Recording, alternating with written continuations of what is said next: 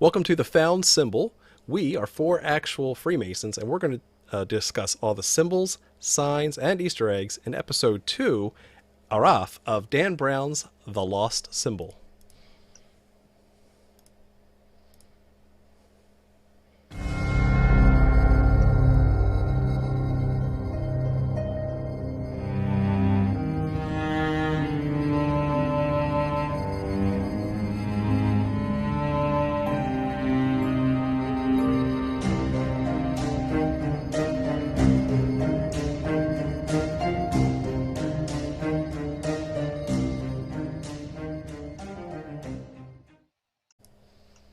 Okay, I'm John, and with me tonight we have Jason, Joe, and Brother Jamie. So, hello and good evening. And just fair warning, if you haven't seen episode 2 of The Lost Symbol, spoilers ahead. There will be lots of symbols and signs and screenshots of the show, so it'll be fine going into. But before we get into it, definitely want to say it's a big departure from the book. Now, the first episode stuck 90% with the book. Now they're starting to adapt it for TV and actually throw some new things in there. So if you've read the book, it's not exactly as it seems. What do you guys think so far? Good episode. Yeah, good So drama, far it's I think. Yeah, so far it's still good.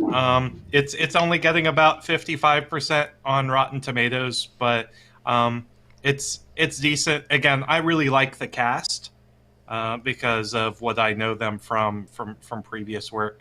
So it to me is entertaining. There's some things in there that are a bit spookier or more far-fetched than they should be, but this is Dan Brown, so we'll go with it. Mm-hmm. Yeah, I think this episode was kind of a filler episode, right, to kind of move the story along. Didn't have as much spooky stuff hidden in there, but where the first one whetted your appetite, this one's carrying you through character development and through some of the other parts of the show. So without further ado, I do want to get right into some of the symbolism there, and I want to start with the actual episode title. So the episode title is Araf, and if you're not familiar with that concept, it's actually an Islamic concept found in the Quran where it's a separator between heaven and hell. And so if you look at this diagram over here, here's some different pictorial views of this concept of the Araf. And you see on the left here just kind of a hand drawing, and then a modern interpretation on the right. And this line separating right down the middle is this separation. This in the English translation it stands for the heights or the wall, and so this is the wall between heaven and hell. And this is kind of used, especially by name, at the very end of the episode, where we're putting the Malak is putting Solomon in this suspended animation, this kind of not quite alive, not quite dead state, where he's physically in between the two worlds. And for those who are of kind of the Catholic faith or the Catholic inclination, it's believed that the Al-Araf, or the heights, or this sense of being in between, is where the sense of purgatory came from. So has influenced the Catholic interpretation of purgatory or in limbo. So I think it's an interesting choice of the title, as well as this the state of being that the enemy, or Malak, is placing one of the main characters. Is there a correlative to that and Dante's cosmology, like Dante's Purgatorio, for example, that you found? I mean, is there? You said it feeds into the Catholic current, but is there a direct correlative between Al-Araf and Dante's idea of Purgatorio in his cosmology? That it would separate. Have you found anything about that? I would assume there's a connection there, but I haven't looked that up. Mm-hmm. I was going to ask the same thing, just in a more dumb way. That my thoughts on Catholic purgatory were very, very, very tied to Dante Alighieri, right? And his book. Right. In fact, that's how a lot of Christians get their idea of what hell looks like, right? Because that stuff's not written in the Bible, but they get it from Inferno. So it's just interesting how that's kind of related a little bit, you know. And it's I thought Aristotelian, like the Islamic cosmology being Aristotelian as well. So it would be almost there would be a correspondence there in that they are both post Thomas Aquinas in the Catholic part of it. That there would be a correlative between these two Aristotelian kind of systems. Yeah, and thought also it was go ahead, Jason. is that I thought it was interesting how they portrayed, Peter Solomon's state in the Araf in the episode as him being in almost somewhat of a pseudo sensory deprivation tank. Mm-hmm. So it's literally just almost, it's not completely enclosed like a lot of sensory deprivation tanks are, but he's in the water. He's sedated. There's just a lot of nothingness. And so that to me struck a very symbolic tone, tying in the state of purgatory with this state of literally being in limbo. Mm-hmm. Now in the book, he actually submerges both Peter Solomon and Robert Langdon in this breathable liquid, which really kind of sedates them into this mental state of a dreamlike state. And so it's also strange how they jumped right to that in this part of the only the second episode of at least a 10-part series. Is that the same magic goo that you breathe in what was that movie in the night, The Abyss? The Abyss, yes, it was. Yes, Mm-hmm. breathe it in. A real thing though. That's the cool part. Science is awesome.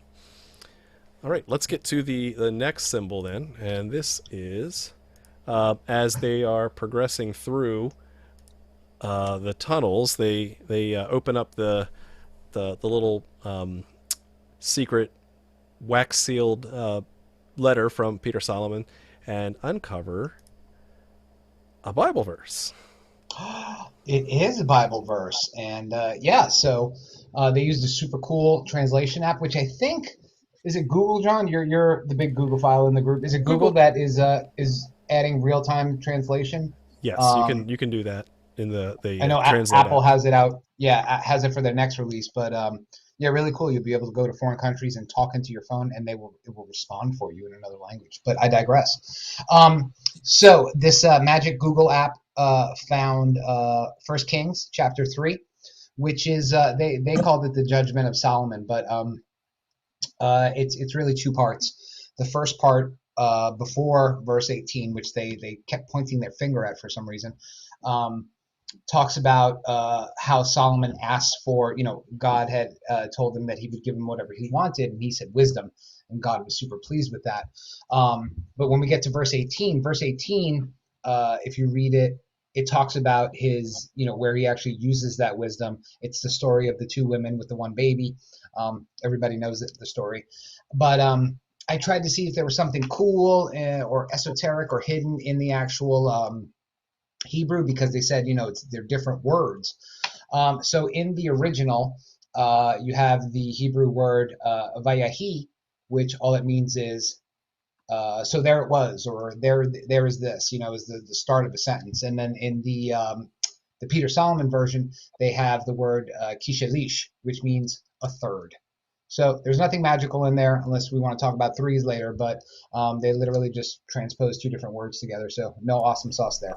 Yeah, I mean, there's nothing Masonic specifically about that Bible verse, but it is kind of cool. One, it's referencing King Solomon, who is a prominent figure in Freemasonry, and again, in the Solomaic text, it is one of my favorite parts of where God appears to Solomon in a dream and says, you can have anything you want, and he asks for wisdom. And I think that's a really cool lesson to be taken away. Not gold, not riches, not women, but wisdom. And he gets all that plus more. Plus wisdom being associated with the Ionic order of architecture, which goes in the east. Wisdom, strength, and beauty are three pillars. There you go. So let's talk about the number 3. We talked a little bit about the number 3 in the first episode, and it's referenced again in this episode. So Jason, why do we care about the number 3?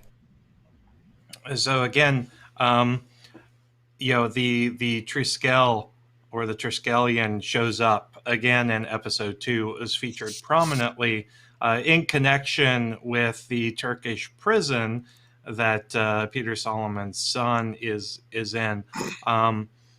And so that comes back to bear again in this episode. And remember, we talked about the Triskel being kind of a Trinitarian idea associated with threes, life, death, rebirth, things of those nature, or things of that nature. And it's interesting that Sato says, "Oh, well, it's the Triskel. It's a very important symbol to Freemasonry." I had not come across that symbol in my travels. You're not high enough, Jason. Yeah, Jamie, exactly. Does Jamie know about the secret Triskel that's very Masonic, but we have no idea what the hell they're talking about?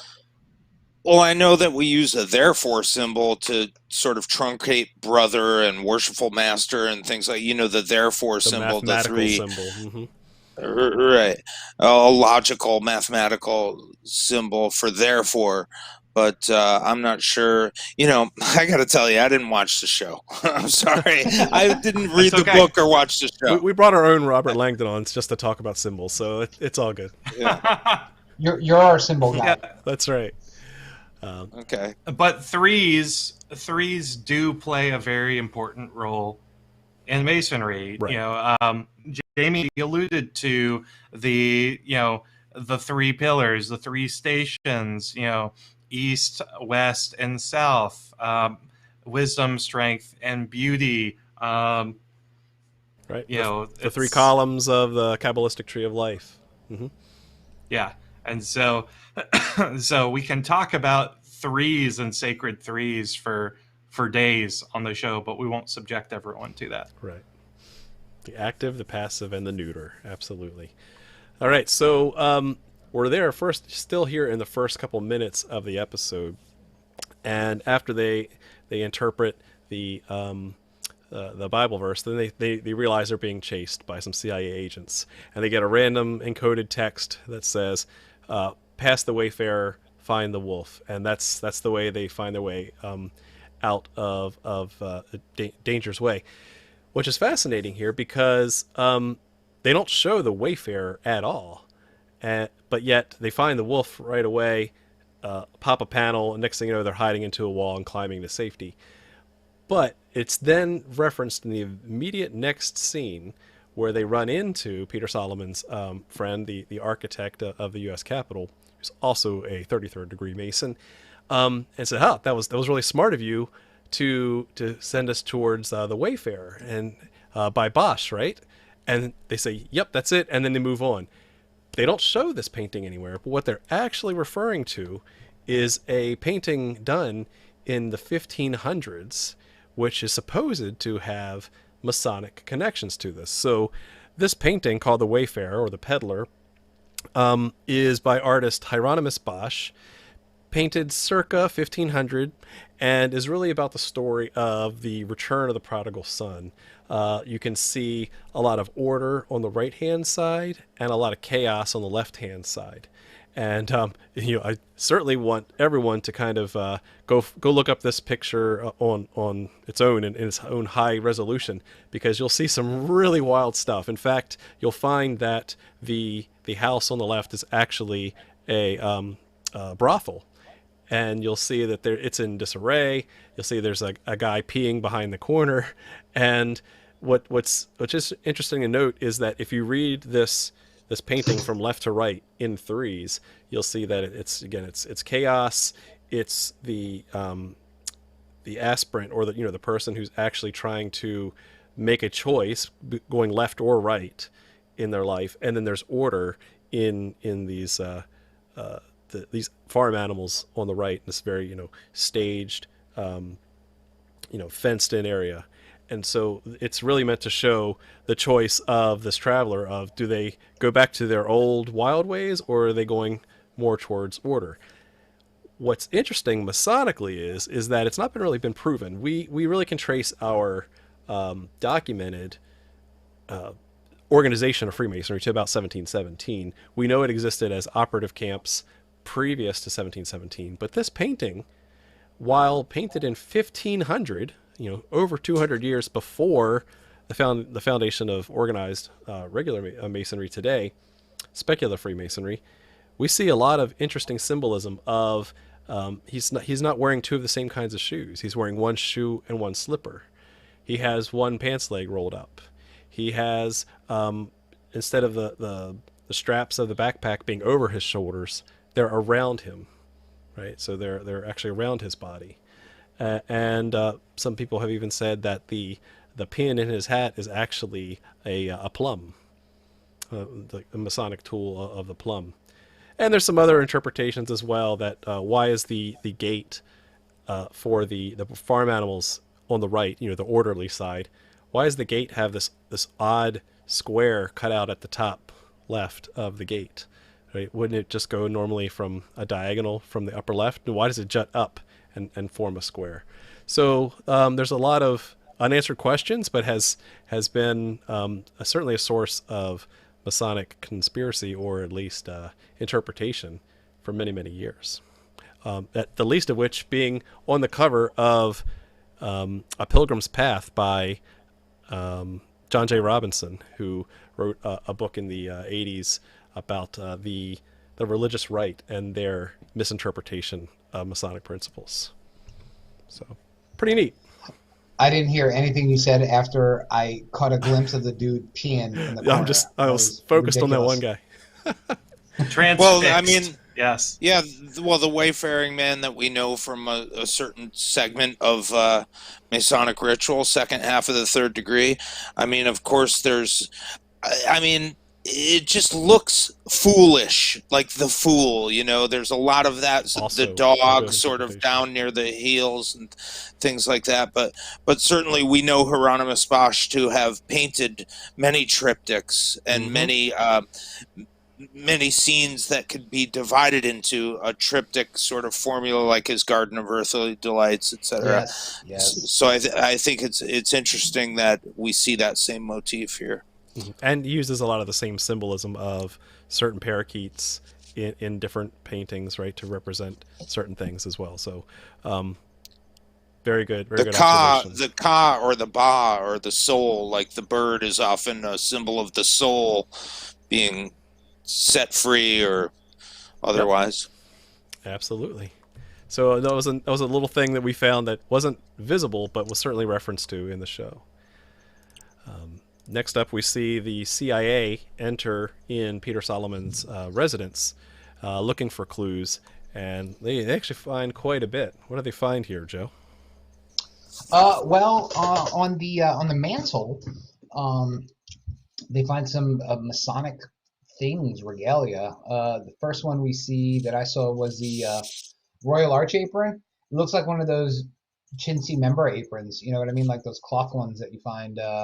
He could have afforded something better, yeah. Yeah, he could have gotten something better, definitely. And then next to that looks like a picture of a bunch of Lodge brothers with some cool regalia. Got some tassels going on. Nothing too, amazing there. And then on the left of that, in the right picture, there it looks like an old either stitched or embroidered apron. You see the sun, the moon, the square and the compass. You see the level. I see a sun or the all-seeing eye up top, probably the all-seeing eye, and some pillars. But that's about it. Nothing too funky or conspiracy theory here. Just some regalia, as we all like to keep. Mm-hmm. Right. So those in themselves are not. They don't have hidden meanings. They are things that you would typically see, in say the background of Jason's or your background as well. So, but it's neat to point that out. The MacGuffin here is that the two main characters are located center of that shot, right? You had Peter Solomon and his architect of the Capitol friend there as well. Mm-hmm. Nope. Okay, but then as we learn some more, about the architect. He says, well, actually, we're kind of keepers of the secrets because we are really an inner group of Masons. And there it is. That's what we were waiting for, right? The inner cabal, the inner circle of Freemasons. And he gives them a name. He says that in the book they reference the 33rd degree quite a bit, but in here they actually call themselves the Leviathan group. So what is this Leviathan group, Jason? So, it's funny, Leviathan, I think elsewhere, and again, I talked to Maynard about this, like we were talking about earlier, but there's a certain seal of the Leviathan cross, which I think you even dealt with in an earlier ep, how it's a wax seal, and it's this certain lemniscate surmounted by what looks like a cross of Lorraine, and the Leviathan attribution to that is, I think, they're probably making a reference to Satanism, Luciferianism, things like that. Like a lot of people popularly think, post-Taxel, they get these crazy ideas that there's some satanic cabal, some inner order of Freemasons that are, Luciferian in some way. And I think it's pretty demonstrable. A cursory Google search will show you that in the late 60s, early 70s, Anton LaVey, the founder of the Church of Satan in San Francisco in 66, reappropriated that symbol, which was an alchemical symbol for brimstone. He sort of appropriated that. Yeah, sulfur, brimstone, and he sort of reappropriated that as the Leviathan cross, like in reference to the sea monster Leviathan. So I think it's a relatively new way to look at that, certainly a late 20th century way to look at that, and has nothing on anything before 1969. So Right. in terms of Satanism or Luciferianism, Right. So obviously there is a Masonic group called the Leviathan group, Jason? No. What? Yeah, when you look at fraternal societies that incorporate the name Leviathan, you come up with onesie twosie things here. There's the Fraternal Order of Leviathan and Leviathan Sororitas, and that's a professional fraternal society at a law college in the Philippines. You also have the Order of Leviathan, which is totally a group I want to join because they are literally an order of pirates. And so they meet every 2 years, and they initiate 13 or 14 with the master's discretion new members who are esteemed pirates of accomplishment and merit. And so, I'm curious. yes, we were joking that their membership is so exclusive, much like CBCS, that we expect that next year the Order of Leviathan will be declared clandestine by the Grand Encampment. Get those petitions in today, boys. That's right. But it's just fascinating, and you can go to the Order of Leviathan website, and they have a picture of every single member, and they are all dressed up as pirates. It's pretty amazing. I don't know what to say about that, but it sounds cool. But not Masonic. It's not Masonic. No, not at all. Yes, right. Again, this is definitely an adaptation of the TV series from the book. The Leviathan Cross, the Leviathan Group is not mentioned at all in there. It's more of a 33rd degree thing. And that kind of irked me a little bit. Like Yeah. they put so much mystique around the 33rd degree in the actual book. Why'd they go off on this making up their own crap thing?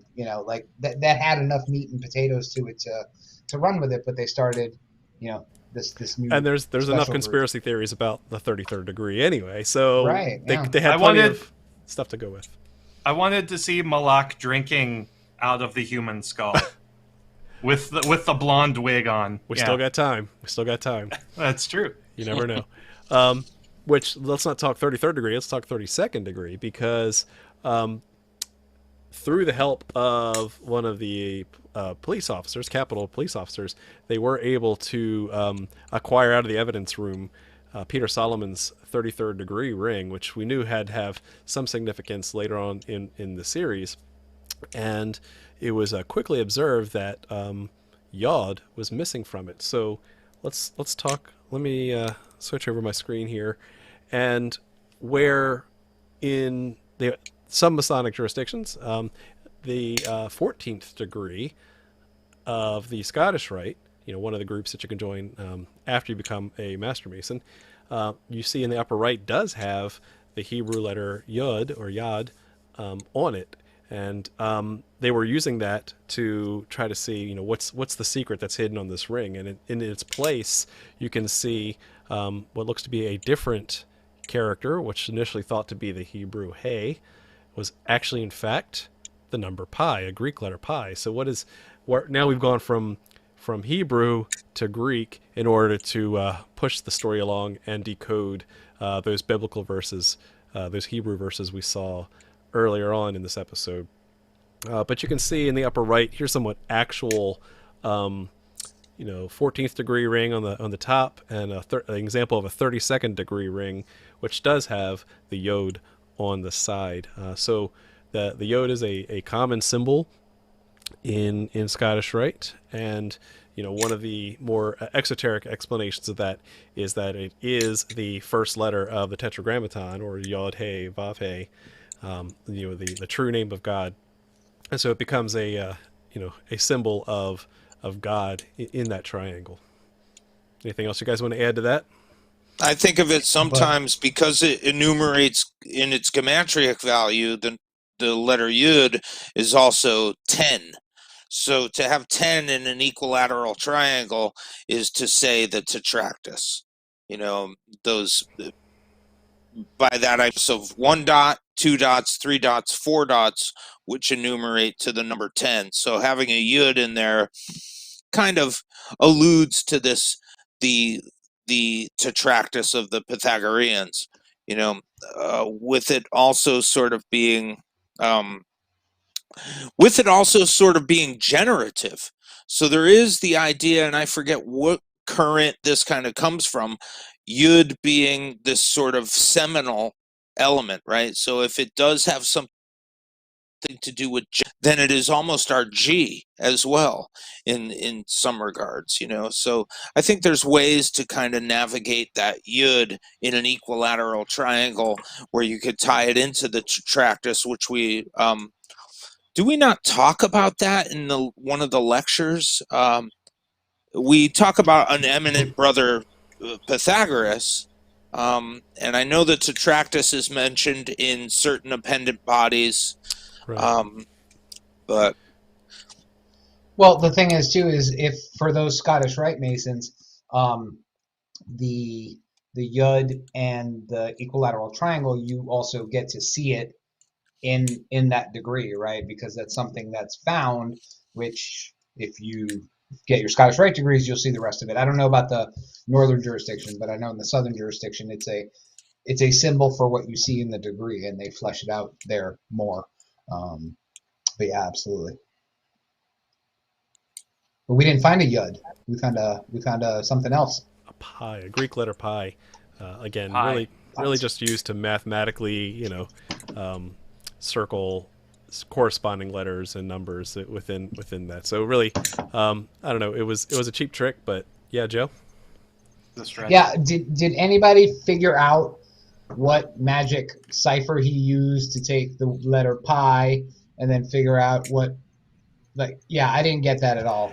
And I'm a relatively smart dude. Yeah, so he was saying it was pi is 3.14159265535, et cetera, and so yes, I did memorize it early on. And one of the things is to take you the third letter of the first word, and so it was looking at the corresponding numbers, and then the fourth letter of the first word. It was really weird. So I think it was rushed for show, and they could have done a better job of doing that. Again, not in the book. So again, they had some source material to actually challenge the observer, challenge the viewer. But at this point, we're along for the ride. So they use the decimal expanse of pi as a substitution cipher? Yes. Yeah, not Yeah. unlike in National Treasure, right? When they have they pay the kid $1 to go read off of a word, and then they'd say, the Silas Dogood's letters, yeah. exactly. Yep. Yep. So not unlike that. All right. Well, those are all of the signs and symbols that we found. Did you find any others? And I want to make sure if you did, comment in the episode below so we can all share in that. And that's all. That's it for this week's episode. If you want to see more content of signs and symbols of Freemasonry writ large, subscribe to this channel, the Masonic Roundtable, and we will see you next week.